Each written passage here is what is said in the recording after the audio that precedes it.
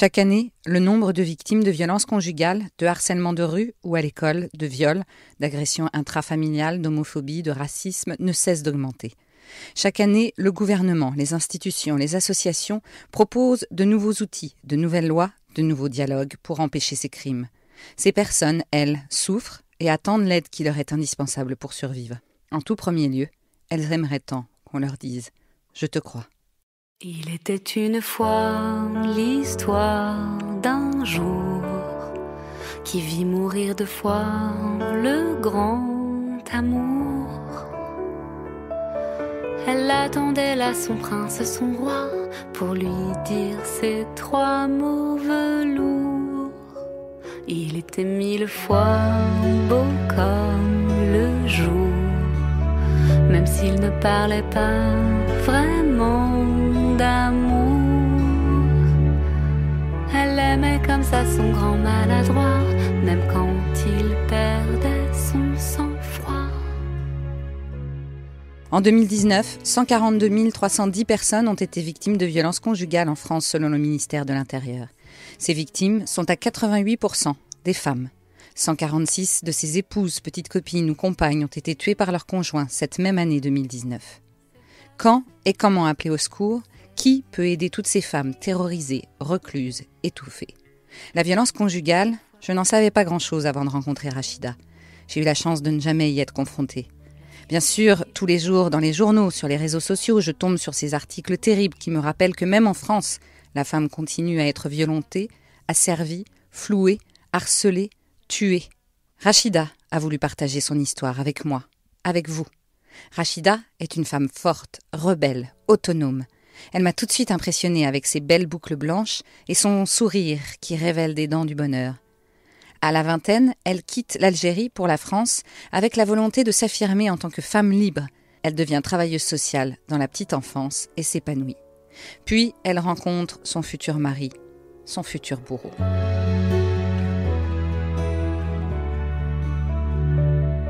Elle va rester 18 ans avec lui. En l'écoutant, je n'ai pas pu m'empêcher de penser, mais comment cette femme conquérante a-t-elle pu accepter cet enfer, sans rien dire, sans partir, sans appeler au secours ? Alors elle m'a montré, étape par étape, le chemin de croix, les mains tendues, les reculs et les progrès de la société française. Elle m'a fait suivre le parcours qui a été le sien et qui peut peut-être sauver d'autres vies. Médecins, police, victimologues, avocats, associations d'aide à l'enfance, maisons des femmes. C'est l'histoire de Rachida que nous allons raconter. Mais ce sont aussi les histoires de Stéphanie, Leïla, Jennifer, Saoussen ou Naïkelan. Des femmes qu'aujourd'hui, Rachida accompagne. Il suffit d'une fois, c'est assez. Ce n'est pas un conte de fées. Il suffit d'une fois, c'est assez. Que c'est difficile à compter. Il était 2 fois plus. Rachida, en fait, je la connais depuis plus de 25 ans. J'étais enseignante dans l'école de ses enfants et je la connaissais comme une femme dynamique, participante, toujours active dans les projets pédagogiques de l'école et pour l'équipe pédagogique, c'était un beau soutien. Je l'ai un peu perdue de vue quand ses enfants ont dépassé l'âge de 6 ans. Les enfants sont allés à l'école un peu plus loin. Et je la croisais après de temps en temps, soit dans le quartier, puisque j'étais toujours dans le même quartier où elle habitait, soit en ville, et elle était dans des marches. Puis après, je l'ai vue avec la poussette et ses 2 bébés. Et puis, pendant longtemps, je ne l'ai pas revue. J'avais du mal à la reconnaître, en fait. Je me disais, ah, mais Rachida, elle doit être vraiment fatiguée, ça n'a pas l'air d'aller. Et puis un jour, elle est venue à la Maison des Femmes. Et là, on a fait des retrouvailles fort sympathiques. Et on a commencé à bavarder de choses et d'autres. Je m'appelle Roselyne Rollier. Je suis l'actuelle présidente de la Maison des Femmes Thérèse Claire à Montreuil, où nous accompagnons des femmes victimes de violences pour une grande partie de nos actions, les autres étant plus du lobbying contre les violences faites aux femmes. Donc Rachida, pendant un certain nombre de semaines, ça a duré longtemps. Elle venait, on s'asseyait sur le canapé, on buvait le thé et on se racontait des choses. Moi, je lui racontais la maison des femmes, comment on travaillait et elle disait « ouais, c'est bien, c'est bien ». Et moi, je voyais qu'elle allait mal, mais je me disais « elle est là, au bon endroit, si elle ne dit rien, je ne peux pas faire pour elle ». Ça, c'est notre pratique. Un jour, elle me dit, tu sais, en fait, moi j'ai besoin d'aller dans le groupe collectif là sur les violences. Parce que moi aussi.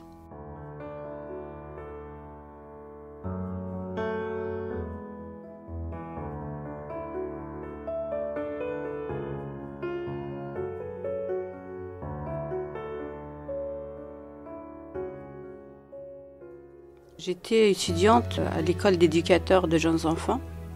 Je réussissais tout en fait, j'étais brillante, j'étais rebelle. C'est pour ça que je suis partie de mon pays. En fait, je voulais écrire mon histoire de femme. Et c'était un mois d'avril que j'ai rencontré cet homme. Dans les années 97-98, je crois. C'était en fait juste avant mon examen d'éduc. J'habitais à Montreuil, j'étais dans le même quartier que lui. Et en fait, on s'est rencontrés parce que une directrice de centre de loisirs m'a parlé de lui en disant que c'était l'année où on avait ouvert les maternelles pour les enfants de 2 ans. Donc elle m'a parlé de lui parce qu'il cherchait quelqu'un qui était bien formé pour aider son équipe à accueillir les enfants de 2 ans parce que lui, il était directeur d'un centre de loisirs vacataire. Je voulais vraiment faire ce travail-là parce que j'avais toute cette opportunité d'expérimenter ce que j'avais appris. Et donc, pour moi, c'était un challenge. J'avais besoin d'argent, donc du coup, il me prend en tant qu'animatrice dans son équipe vacataire, mais il me présente comme quelqu'un qui va nous les aider à aménager l'espace pour mieux accueillir les enfants et d'aider les animateurs à mieux accueillir les tout-petits.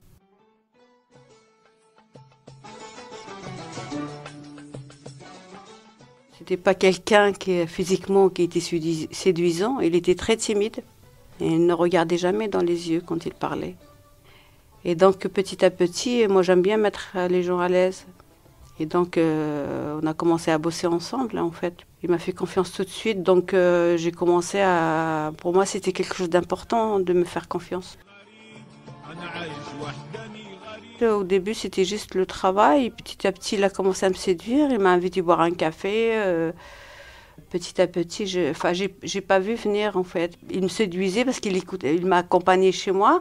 Donc, il écoutait la musique populaire algérienne. Il avait à peu près le même âge que moi. Moi, j'avais 1 an de plus que lui, mais j'en ai bavé, le fait que j'avais 1 an de plus que lui. Tout de suite, j'ai senti qu'il y avait quelque chose qui n'allait pas. Tout de suite. Mais alors, tout de suite, je suis rentrée voir une amie. Je lui ai dit, écoute, vraiment, je ne comprends pas pourquoi je sors avec lui, alors que vraiment, il y a quelque chose qui ne va pas, il ne me plaît pas. Je suis gênée, je ne me sens pas bien avec lui, mais je suis quand même avec lui et je ne comprends pas. Et puis, elle me dit, cherche à l'intérieur de toi pourquoi tu es avec lui. Et puis, je lui dis, peut-être c'est l'enfant de mon pays. C'est l'enfant de ma terre et de mon ciel. On écoute la même musique, on écoute les mêmes choses, on raconte les mêmes histoires à peu près. Et j'ai l'impression qu'il m'avait séduit là-dessus. J'ai trop parlé peut-être. Et donc il a commencé à apprendre des choses, il s'appropriait déjà des choses de ma vie pour me dire, moi aussi j'ai vécu ça et tout ça, machin. J'aurais dû croire mes intuitions. J'aime beaucoup ce proverbe qui dit « Fond le cœur de chaque être humain, tu trouves un soleil ». Et pour moi, c'était ça, en fait. Tout de suite, il voulait avoir le contrôle. Et j'ai pas compris. Je n'ai pas compris. Je pensais que c'était une jalousie. Ma fille, elle avait 7 ans. L'autre, elle avait 9 ans. Et quand j'allais faire un câlin à mes enfants, d'aller leur lire un livre le soir, ou j'allais m'allonger à côté d'elle un petit moment avant le sommeil, j'ai senti qu'il y a quelque chose qui n'allait pas. Il me montrait un malaise. C'est comme si ce que je faisais, c'était pas normal. Au début, c'est comme ça que je l'ai compris. Et je me suis dit peut-être qu'elles sont grandes et que il le disait pas. C'est une ambiance qui criait autour de moi, qui faisait que moi, je faisais les choses sans que des fois même qu'il le dise. Il restait silencieux, il me mettait mal à l'aise. C'est comme si je faisais trop pour mes gamins, que je faisais trop. On ne faisait jamais trop pour un enfant. Très vite, il voulait un enfant, très vite. Et alors, il me disait, je veux une fille. Et quand il était comme ça, en fait, quand il sentait que j'étais pas bien, quand il sentait que j'étais un peu fâchée ou je n'étais pas d'accord avec lui, tout de suite, il allait m'offrir un truc, mais de dingue. Par exemple, un jour, j'étais fâchée, il me dit, tu vas où? Je dis, je vais acheter du chocolat. Et là, il me suit, il m'embarque et on va à Bruxelles pour manger du chocolat tout frais qui sort du fourneau, quoi. Pas des trucs hallucinants, quoi.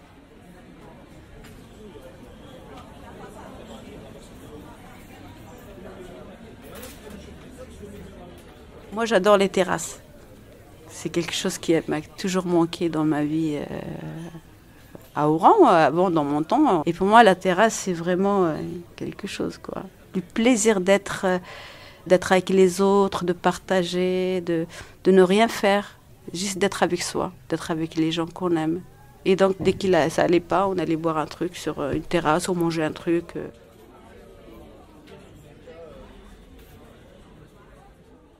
Et je voulais pas du tout habiter avec lui au début. Et un jour, il s'est fâché parce que j'étais avec mes enfants. Et je dis, écoute, si t'es pas content, tu prends la porte. La porte, elle est ouverte. Là, c'est hors de question que tu vas m'empêcher à faire des choses ou à m'approcher de mes enfants. C'est comme ça que je les élève. Et moi, j'ai besoin d'être avec mes enfants. Et mes enfants, ils ont besoin d'être avec moi. Et donc, il est parti. Il est parti, et on n'était pas encore installés ensemble. Il est parti chez lui. Et un jour, il revient tout déprimé, avec la barbe pas rasée, tout débraillé, tout comme vraiment. Et là, il m'a fait mal au cœur. Il m'a fait mal au cœur. Et donc, il me dit, oui, mais t'as vu, tout ça, il voulait me faire. Je dis, mais c'est toi qui es parti, ne colle pas ton malheur sur moi, en fait. J'avais des répondants, mais petit à petit, en fait, à chaque fois que ça foirait, quand il voulait me culpabiliser, il trouvait une autre astuce.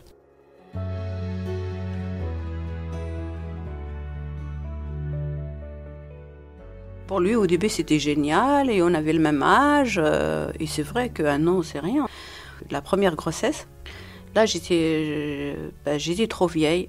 J'étais quand même la vieille de la maison. Maintenant, j'ai 56 ans. À ce moment-là, j'avais 36 ans. Et donc, il le disait en rigolant. Et les enfants, c'est rentré dans la tête des enfants. Et donc, il faisait des petits pics comme ça, sur rien et n'importe quoi. Ça pouvait être sur une tunique, ça pouvait être sur... ça pouvait être n'importe quoi. Donc, il faisait des petits pics et les enfants riaient. Au début, ça me faisait rire, mais après, à force, ça commençait vraiment à me blesser petit à petit. Mais je disais rien. Et je me culpabilisais. En fait, je me disais, il ne faut pas que je prenne les choses à autant à cœur. Peut-être que c'est juste... c'est sa façon de rire, quoi.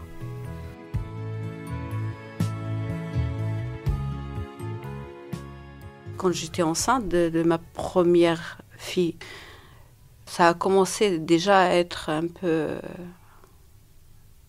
peu compliqué, mais je me disais, oui, mais bon, moi aussi, je ne suis pas parfaite.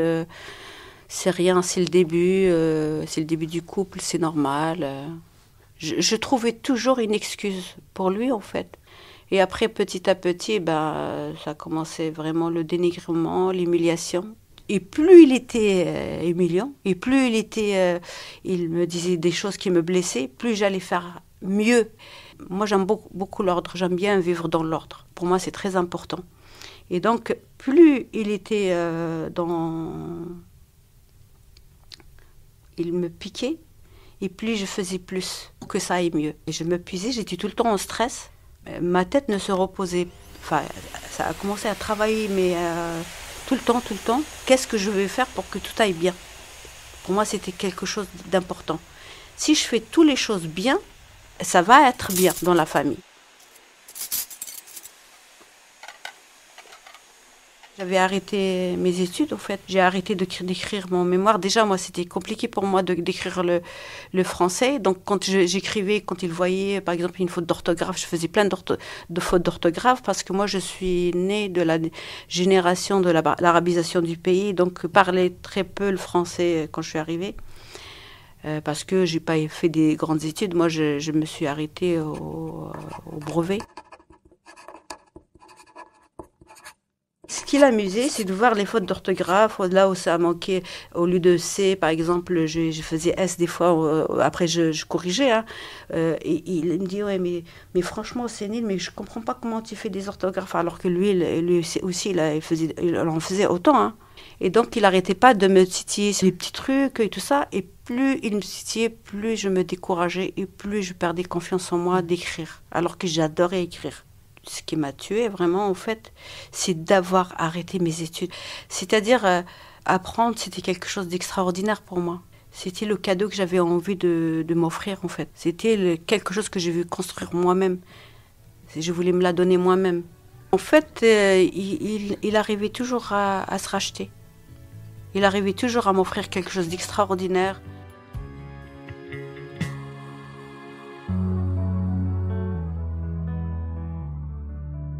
J'avais 30. J'avais 30 pour parler de ça parce que moi-même, j'accompagnais des femmes. J'étais travailleuse sociale, j'étais militante, j'étais rebelle. J'étais quelqu'un qui avait envie d'être libre parce que être libre, c'est un travail. Et j'avais envie d'être libre. J'étais dans ce chemin-là. Même quand il y avait des manifs contre les violences faites aux femmes, je ne me sentais pas légitime d'y aller. Pour moi, pour être là, il fallait être libre complètement. Moi, j'aime beaucoup les araignées, en fait. J'aime bien observer les araignées. Et je me sentais vraiment comme cette araignée qui enroule les insectes. J'ai toujours cette image-là. C'est comme ça que j'étais. J'étais piégée, en fait. On avait une petite table en bois. Elle était vraiment moche. C'est une petite table moche. Donc, il a pris la table, il me l'a jetée dessus et elle s'est cassée. Je me rappelle très très bien, c'est la première fois qu'il a commencé à faire des choses violentes, quelque chose vis-à-vis de mon corps, vraiment physique, quoi. Et c'est comme ça que ça a commencé. Et il a commencé aussi une fois, il était très fâché parce que moi je repasse jamais. Je déteste repasser le linge, donc il voulait avoir un truc repassé, il était en colère, je sais pas pourquoi. C'était juste la goutte qui a fait déborder le verre, et on sait jamais pourquoi il est en colère. Tout et n'importe quoi pouvait le mettre en colère. Et donc, il a pris la table à repasser, il a commencé à repasser sa chemise. Et donc, je lui ai répondu, mais spontanément. Et il a pris le fer et il me l'a jeté sur moi, chaud, brûlant.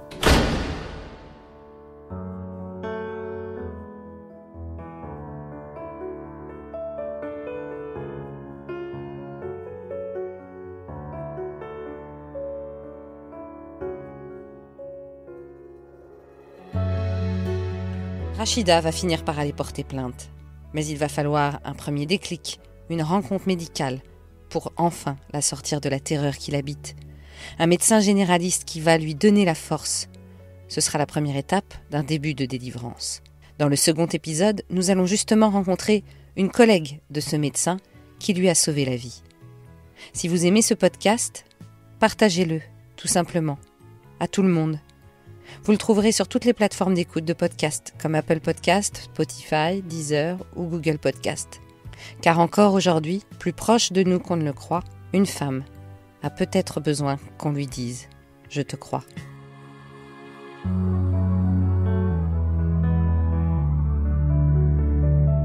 Vous écoutiez le premier épisode du podcast « Je te crois », une production Double Monde. Réalisation et narration Marjorie Murphy, montage Catherine Amélie-Meury. Merci à Marie Bastide, auteure et interprète de la chanson « Il suffit d'une fois », composée par Fid. Merci à Sébastien Ossona pour le générique du podcast et à Frédéric Azevedo Figueiredo de l'agence Babbleur pour le graphisme. Merci à la Maison des Femmes de Montreuil et bien sûr, merci à Rachida pour sa confiance, sa force et sa générosité. Il était une fois l'histoire de tous les jours où des hommes tuent des femmes par amour. Elles rendent l'âme au milieu d'une phrase ou deux sous le coup de trop qui les tue. Il suffit d'une fois, une fois, c'est assez, pour que sur elle une main soit levée. J'attends le jour où l'on ne comptera plus une seule femme assassinée. J'attends le jour où l'on ne comptera plus une seule